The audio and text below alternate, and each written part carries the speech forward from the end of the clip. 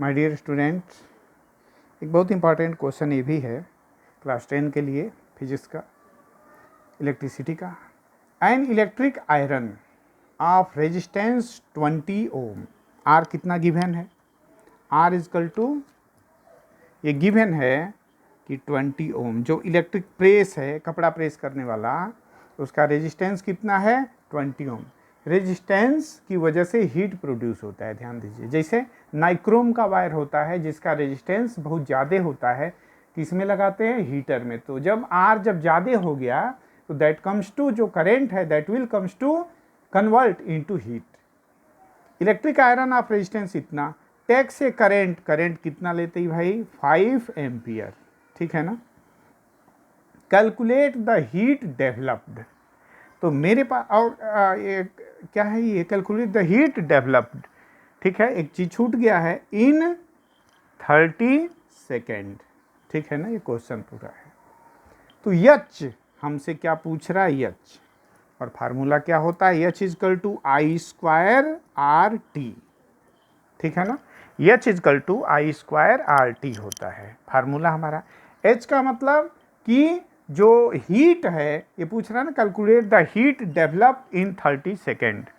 तो 30 सेकेंड में कितना हीट डेवलप हो जाएगा? टाइमिंग हमारा दे दिया है, हम जानते ही हैं। एमकेएस या सीजीएस सिस्टम की हम बात करेंगे तो समय को हमेशा सेकेंड में लेंगे, चाहे फिजिक्स का कोई भी ब्रांच हो। अगर घंटे में भी होता है, मिनट में भी होता है, तो that will be converted in second, ठीक है। कितना हीट डेवलप्ड हुआ? तो H equal to I square R T. तो मैं क्या लिखूंगा यहाँ पे? आई 5 का होल स्क्वायर, ये क्या है? आई की वैल्यू हो गई। आर कितना गिवन है? 20, और समय कितना दे दिया इसने? 30 सेकेंड। तो ये कितना हो गया? 25 इंटू 20 इंटू 30, ठीक। तो इसको गुणा करिए तो ये कितना हो गया? 50, और ये 0 इंटू 3, तो ये हो गया 15,000, 15,000 जूल। तो 15,000 जूल का मतलब हो गया कि 15 किलो जूल, क्योंकि 1 किलो में 1000 होना है, तो 15 के जूल। यानी कि कितना, ये हमेशा बड़े लेटर में लिखना चाहिए। साइंटिस्टों के नाम से जो होता है उसका सिंबल बड़े से, और वही अगर ऐसे लिखेंगे तो छोटे से जूल लिखेंगे, ठीक है ना। तो कितना heat comes to produces? 15 kilo joule कितना हो गया? प्रोड्यूस हो गया। कब हो गया? कि when our resistance is 20 ohm, current is 5 ampere and heat developed is 30 second. कितने समय के लिए पूछ रहा था? 30 सेकेंड के लिए पूछ रहा था। तो इस तरह से क्वेश्चन है, ठीक है।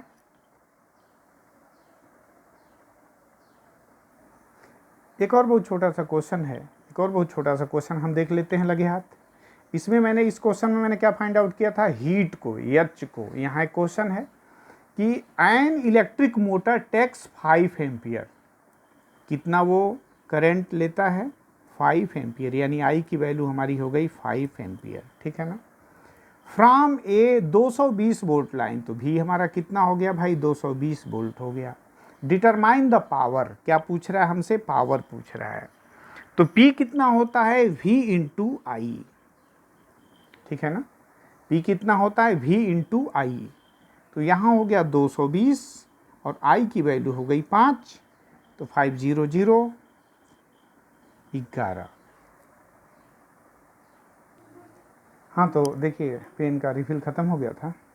ये कितना आ गया? 1100, दिस इज इन वाट आ गया, है ना। वाट है, पावर है, तो पावर का यूनिट क्या है? That is watt. इसको मैं 1000 का भाग दे दूं तो this will convert in 1.1 kilo watt, ठीक है ना। किलो वाट हो गया, ये पावर है। P equal to V into I, मैंने V और I का गुणा कर दिया, तो we have gain now power. अब क्या पूछ रहा है? Determine the power of the motor and energy consumed in 2 our.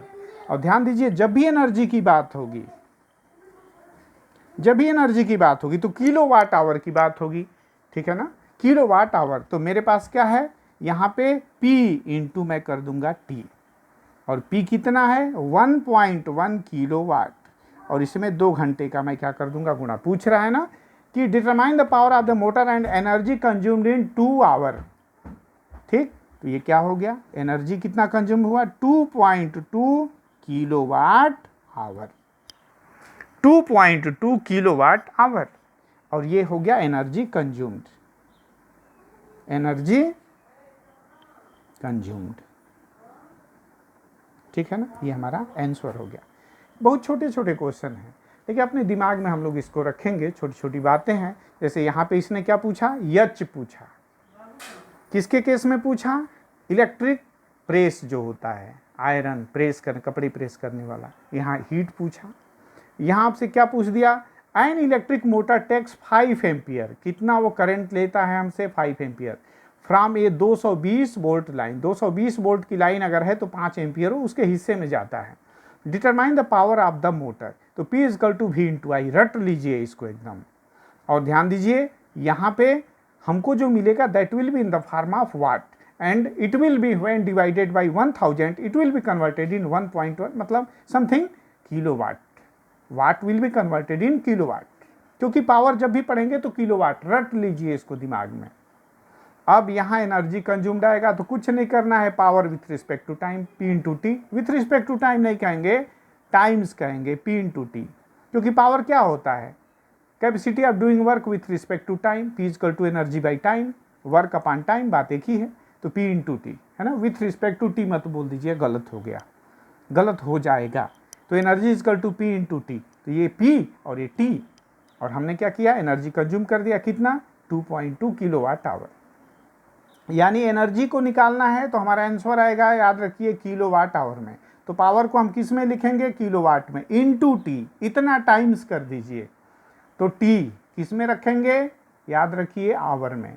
तो this will gives us kilowatt hour, और ये हो जाएगा एनर्जी कंज्यूम, ये हो गया हमारा आंसर। ठीक है ना, इसको आप लोग रट लीजिए। छोटे छोटे क्वेश्चन है लेकिन मोस्ट इंपॉर्टेंट क्वेश्चन है। Thank you.